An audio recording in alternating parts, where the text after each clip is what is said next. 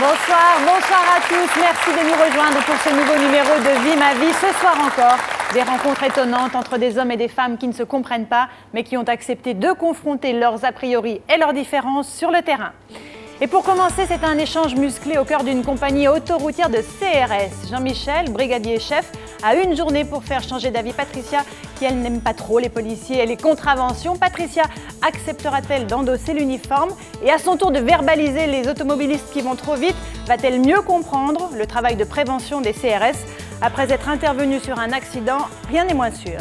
Ça, c'est un endroit pour piéger des gens, quoi, pour mettre de l'argent dans les caisses de l'État. Non, je lui sors. Enlever le permis de conduire à un monsieur qui va se retrouver au chômage, qui va pas pouvoir conduire. Je vais rendre quelqu'un malheureux, oui.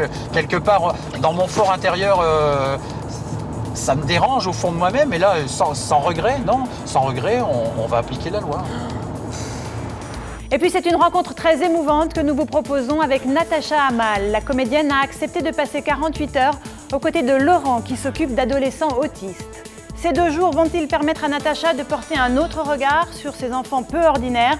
Saura-t-elle trouver les bons mots et les bons gestes pour les approcher et pour communiquer avec eux? C'est ce que nous verrons. Non, faut que tu restes avec nous. C'est très important. Tu peux pas rester là. Tu peux pas aller là, toute seule. J'hésite pas à être Ça suffit maintenant, Nono. À table. Allez. Allez. Non. Tu ne touches pas. Et puis pour finir, c'est avec Philippe, chef de gare, que nous partirons à la découverte de la première gare d'Europe, la gare du Nord. Il a 2 jours pour montrer à Alexis, jeune chef d'entreprise, qu'il n'a rien d'un fonctionnaire toujours en grève. Alexis se laissera-t-il convaincre? Après avoir été immergé dans le monde du rail, la réponse dans un instant. C'est bon? Non, alors ça c'est non. J'ai sifflé. Non, ça c'est une faute grave. Ce mouvement a une signification qui signifie tirer le signal d'alarme. Ah d'accord, oula, ok. Non. Tu siffles et c'est tout.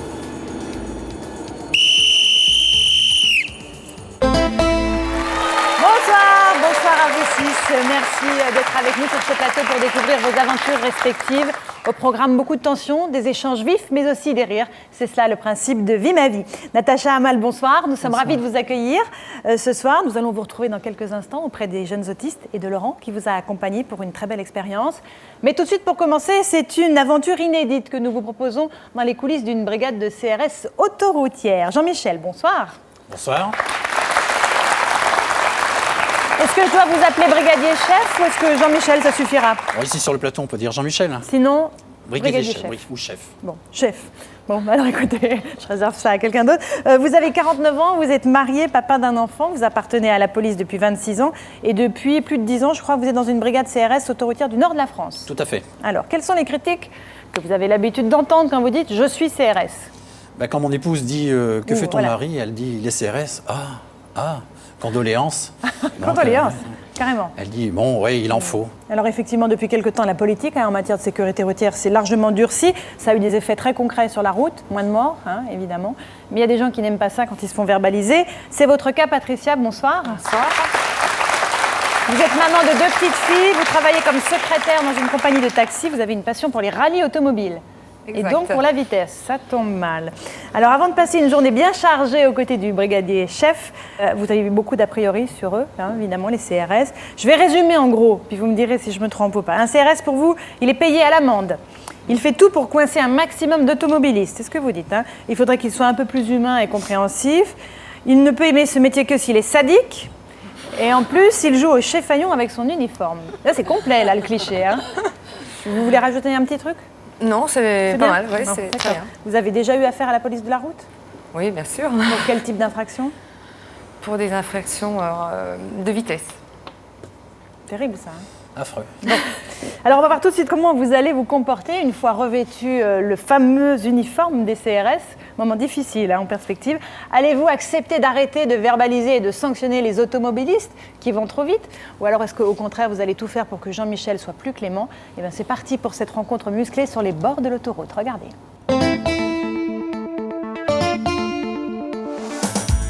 Patricia adore la vitesse, sa passion l'amène fréquemment à participer à des courses automobiles sur circuit. Mais même sur la route, elle reconnaît rouler au-dessus des limitations. Jean-Michel, lui, est CRS dans une compagnie autoroutière du nord de la France. Faire de la prévention, mais aussi sanctionner les automobilistes, c'est son métier. J'ai pas envie d'être dans la peau d'un CRS. Je serai jamais dans la peau d'un CRS. je suis pas inquiète, mais bon, ce sont des gens que j'aime pas. Excusez-moi, Donc, messieurs, dames. Patricia? Oui, Oui, bonjour, je suis le brigadier chef Legrand. On a rendez-vous. bonjour. Bonjour, bienvenue dans le département du Nord. Vous êtes Je suis un le brigadier chef Legrand de la police autoroutière régionale Nord-Pas-de-Calais. Ah, autoroutière en plus. Oui, bon, j'ai pas l'habit de lumière pour l'instant. Oui, je vois. Je voulais pas trop vous choquer. Non, non, mais vous me choquez pas, de toute façon, comme ça ou comme ça, maintenant je sais qui vous êtes, alors... Bon, je vous propose de venir à mon service. Oui, oui, pas de problème. Je vais vous remettre les clés de la voiture et on y va? C'est moi qui conduis? Oui, bien sûr. Bien sûr, bien Excellent. sûr. Ah, téléphone, S'il vous plaît. on a le droit de téléphoner en conduisant? Non, on est à pied là, on est à pied. Ouais. On n'a pas le droit d'y toucher en plus. On y va? On y va. Il y a des choses qui doivent être respectées, vous êtes là pour ça. Mais là où je suis pas d'accord, c'est les limitations de vitesse. Ah, la limitation de vitesse, voilà. C'est n'importe quoi. On va plutôt de moins en moins vite, alors que les voitures sont 6 à 10 fois plus sûres que dans les années 70. Donc, c'est pas normal. Ça vous dérange pas, là? Non. Je vais pas créer un bouchon, là. Ça aurait été bien de mettre le clignotant, non? Mais il y avait personne dans le rétro, j'ai regardé, je gênais personne. La CRS numéro 11 est directement située au bord de l'autoroute. C'est ici que chaque matin, Jean-Michel vient prendre son service. Allons-y pour le grand moment. Ah bah non, je vais me faire ouvrir la porte en général, quand tu Par vas un ouvrir la CRS. porte, c'est... On peut être galant aussi, hein. Merci. J'ai des frissons. Allez-y, allez-y. Elle est impressionnée par les uniformes. C'est vrai? Dès qu'elle a vu les véhicules dans la cour, elle stresse. Je vais mettre ma tenue d'uniforme et ensuite, après, je vais vous conduire à notre matériel. Vous allez en toucher un uniforme, une tenue. En toucher? Oui, vous allez vous habiller. C'est bon, je vais toucher. Vous allez J'en ai touché un. Non, c'est un terme. Vous allez vous habiller comme nous et avoir le logo, ce logo là, police nationale. Mais vous rigolez Sur la pas. poitrine, ça va aller? Je sais pas. Bon, à tout de suite. J'ai des chaleurs. Ah purée, non, c'est plus le même. Alors, voilà. Ah ouais, mais je vous préférais avant. Hein. Ah non, ouais. C'est toujours le même homme, hein. Sous l'uniforme, il y a un homme. Hein. Ouais, mais vous avez un uniforme, déjà, je pense que vous allez me parler différemment. Non. Si on fait pas de bêtises, ça va? Allez-y, entrez. Regardez votre paquetage, vous attend. Mademoiselle, bienvenue dans notre grande maison. Allez-y, allez-y. Allez, venez. N'ayez crainte. Allons vous équiper. Patricia, où? Allez-y. Je vous présente mes deux collègues qui sont chargés du matériel. Bonjour. Ça va pas vous mordre, hein? Ah, j'ai des frissons. Allez, venez, approchez. Nous ne mordons pas. Je vais être rouge comme une tomate. C'était la surprise? Je dois être équipé déjà. Ça va vous changer. Ça va vous changer de couleur. À ce point-là? À ce point-là? Ouais. Bah non, vous Je peux mettre mon pull rose par-dessus? Non. Oui. C'est bon? Ouais. Ah bah, oh, une autre femme, hein? Bienvenue, collègue. Tata. Magnifique.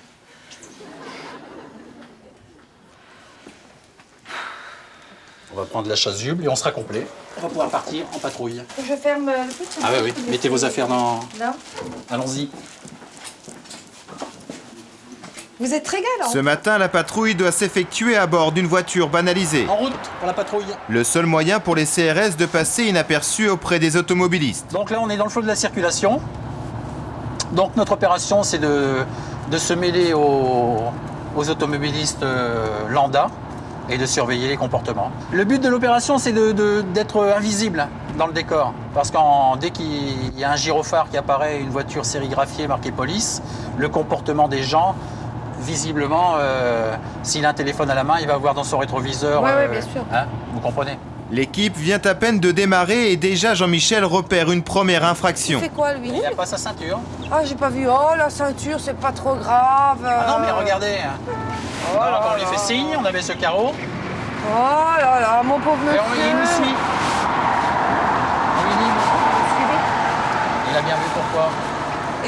Il la met maintenant. Ah oui, bah oui. Donc, dès qu'on sort, Je mets ma calotte sur la tête, là. C'est ça? un calot.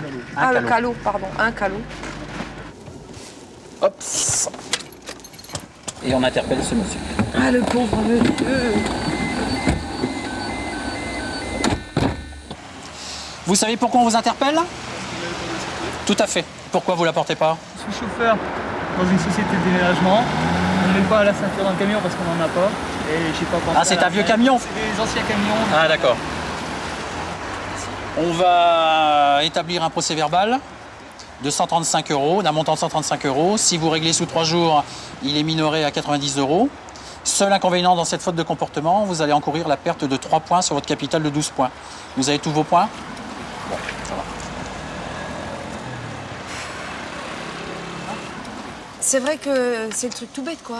Les gens, ils perdent 3 points bêtement. Et vous avez bien ils vu, dépensent vous avez bien 90 vu, euros, pourtant, dès qu'on s'est mis à sa hauteur, Il a pensé à mettre la ceinture. Ouais, non, mais je sais bien, parce que c'est pas encore instinctif. Donc c'est tout, c'est méchant tout de suite, quoi. Je veux dire, il faudrait qu'on trouve un. dire quoi? Le prochain coup, lui donner une chance? Non, mais. Je peux pas, je suis pas marchand de tapis, je peux pas.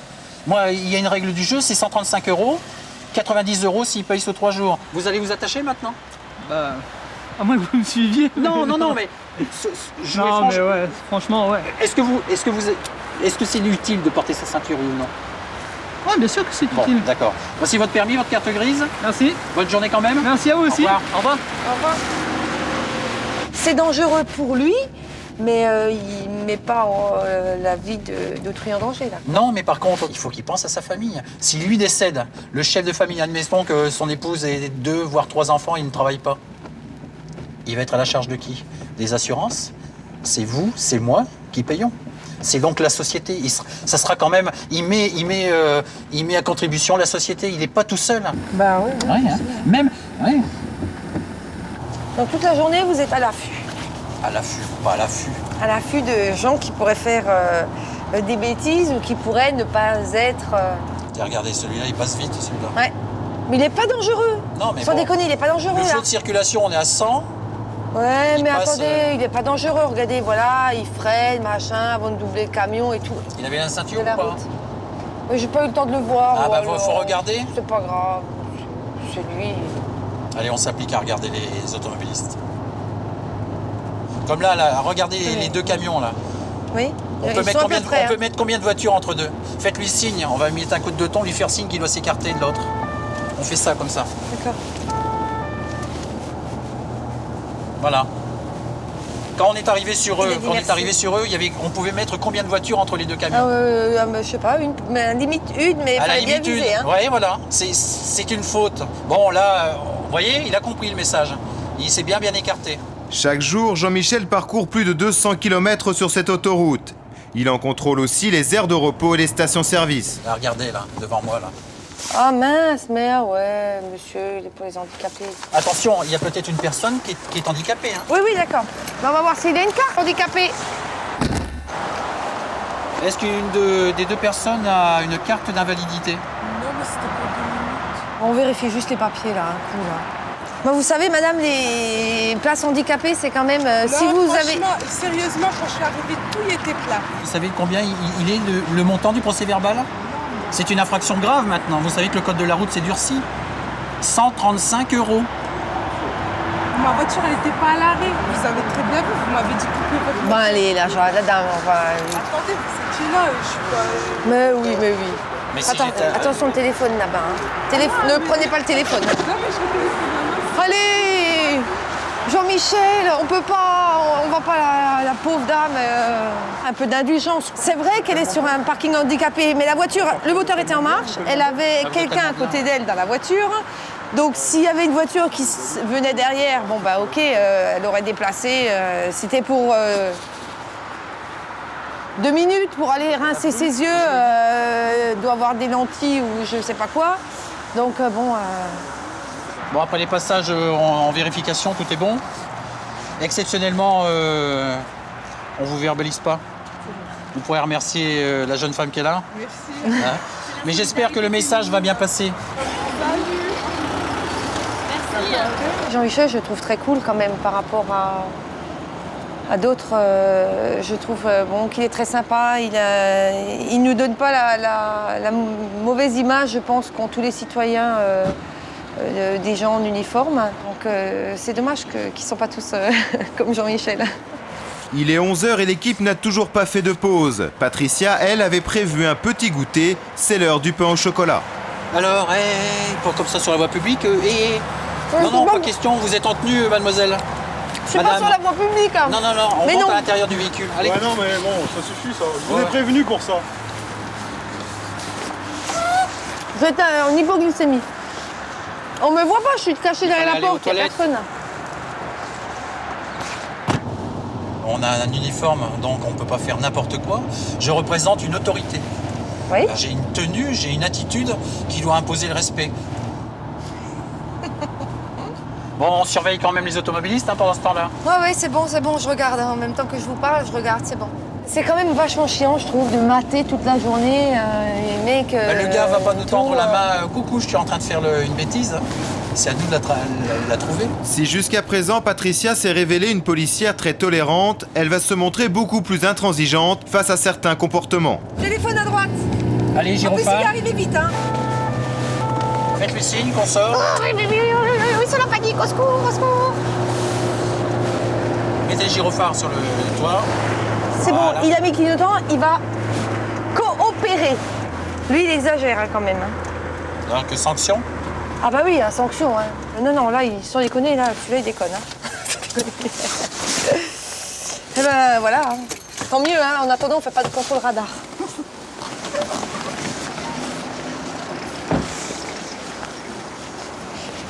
Bonjour monsieur, vous allez me présenter votre permis de conduire, votre carte grise. Pardon. Venez sur le côté, il faut mettre à l'abri. Donc votre assurance est en cours de validité, c'est bien. On va vous établir un procès verbal de contravention d'un montant initial de 35 €. Si vous le réglez sous 3 jours, l'État minore à 22 €. Seul inconvénient dans cette faute de comportement, on ne retient que le téléphone, vous allez encourir la perte de 2 points. Bon, gardez le reste de vos points et mettez l'oreillette. Et c'est valable une oreillette au moins? Ah oui. Non, mais l'oreillette, je sais pas si c'est valable, mais à mon avis, c'est de toute façon toléré. C'est le geste du téléphone à l'oreille qui est... En plus, vous l'avez là, l'oreillette? Aïe. C'est vraiment dommage. 2 points. C'est la vie. Ouais. Mais ce que Patricia ne comprend absolument pas, ce sont les contrôles de vitesse. Sur cette bretelle d'autoroute, une voiture de la compagnie est déjà en place équipée d'un radar laser. On est en sortie d'autoroute. Oui. On va rentrer dans une agglomération, c'est Tourcoing. 110 apparemment. Ici, la vitesse est limitée à 50 km/h. Ce conducteur est à plus du double de la vitesse autorisée. Bonjour monsieur. Police nationale. Bonjour monsieur.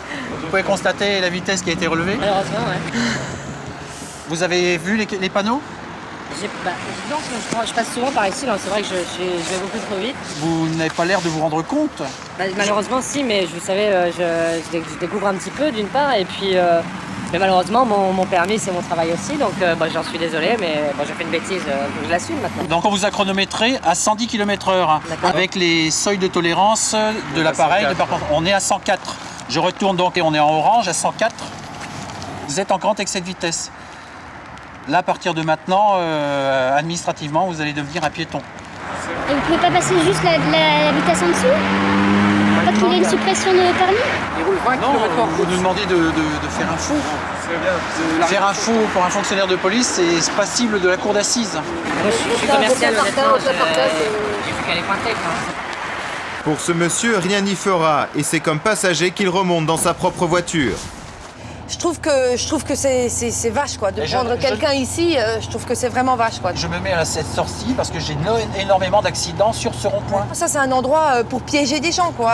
Pour mettre de l'argent dans les caisses de l'État. Non, je lui sors. Enlever le permis de conduire à un monsieur qui va se retrouver au chômage, qui va pas pouvoir conduire.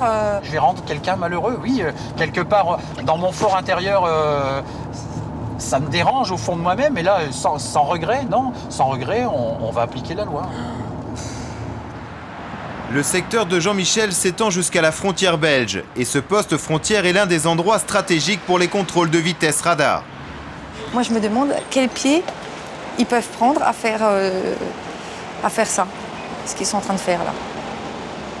On vous fait voir comment fonctionne l'appareil?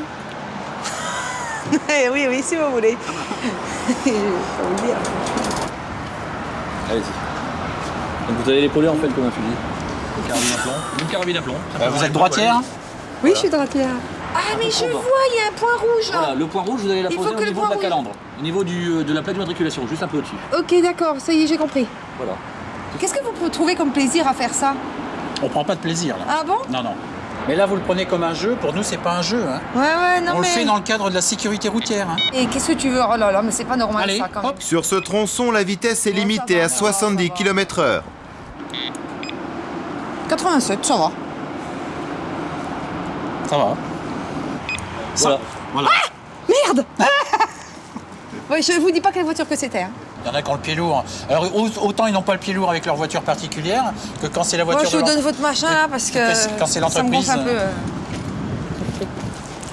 Aïe, aïe, aïe, aïe, aïe, aïe, aïe, aïe, aïe, aïe. Loupé. Loupé. Loupé. Merde. Je sais plus, non. La BM. Je crois pas. Non. Non. La BM, c'est la BM, une Golf en belge. Là. Oh non. Mais c'est un La Belge. Golf. Non, on n'est pas sûr. Une BM ou une Golf, on n'est pas sûr. Il faut Bah pas si, y aller. là on l'a pas quitté des yeux. Mais non, vous êtes sûr qu'il n'est pas passé à gauche là-bas sur. Et là je l'invente pas là. Mais non, mais c'est peut-être la voiture. C'est une voiture qui est partie de l'autre côté peut-être. Non, pas peut-être. Finalement, c'est cette voiture immatriculée en Belgique qui est en excès de vitesse. Son conducteur va devoir payer sur le champ une amende de 750 €. La bonne solution, c'est pas de mettre des panneaux 70 n'importe où. Tout simplement. Voilà. Il faudrait pouvoir faire l'expérience de déplacer les panneaux. Par miracle, je déplace les panneaux, je les ravance. Je suis sûr qu'ils passent à des vitesses. De toute façon, vous voulez toujours avoir raison. De toute façon, vous avez toujours raison, vous êtes la loi. Nous, on doit de toute façon faire ce qu'on nous dit de faire. Donc, c'est comme ça, on peut rien faire. Je sais pas la loi. Ça me tue. Bon, on arrête quand? J'en ai un peu marre, là. Faire ça, bon, il continue à en arrêter, en plus. Hein, il a changé de côté. Hein. C'est de la folie, hein, c'est n'importe quoi. Enfin,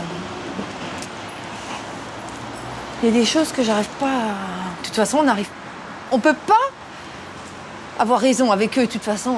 Déjà, là, je me demande comment je fais parce que j'arrive à leur parler. Normalement, même pas je leur parle, je leur tends juste mes papiers et puis ce qu'ils me demandent. Parce qu'il faut rien dire, et puis voilà, quoi. Je suis entourée que de gens en uniforme, je commence à me sentir mal. Jean-Michel et Patricia sont sur l'autoroute depuis plus de 8 heures, mais le poste central vient de leur signaler un accident. Les CRS doivent immédiatement se rendre sur place. Ça freine, il est encore toujours à fond. Ça me botte, ça. C'est quoi, la vitesse, la sirène? Non, en fait, devoir aller vite pour aller secourir des gens. C'est plaisant, c'est grisant, mais on peut avoir une catastrophe à l'arrivée, une scène de carnage. Et là, le sourire, on le perd vite. Et puis... Ah oui, mais bien sûr. Mais là, ça change de la mission de tout à l'heure. Oui, je préfère ces missions-là. On a déjà un équipage qui est sur place, les sapeurs-pompiers, la DDE. Et voilà le résultat.